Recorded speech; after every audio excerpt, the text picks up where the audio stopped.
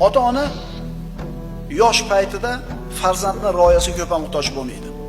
Chunki kuch-quvvat o'zini joyida, cho'ntagida puli bor, bolasiga muhtoj joyi yo'q. Ammo qarib qolganda-chi? Imma yablughanna indakal kibar ahaduhuma aw kilahuma.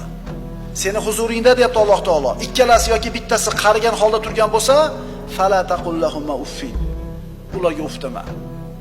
Va qullahuma qawlan karima.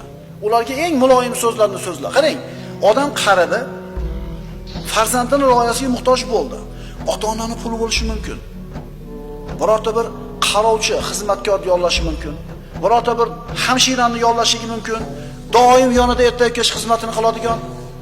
Ammo bu xizmatini qiladigan hamshira yoki xizmatkor hech qachon bolasini o'rnini egallay olmaydi. To'g'rimi? Birrul volidayn va ota-onaga oq bo'lishlik. Bu ikkalasi hech qachon teng bo'lmaydi. Biri duolari ijobat qilingan, hurmat ko'rsatilgan banda bo'ladi. Ikkinchisi esa mal'un bo'ladi. Va qado robbuka alla ta'budu illa iyyahu va bil validayni ihsana. Parvardigoringiz yolg'iz uning o'ziga ibodat qilishlaringizni hamda ota-onalarga yaxshilik qilishlaringizni amr etdi. Ota-onaga yaxshilik qilishlik Alloh azza va jallaning buyrug'i.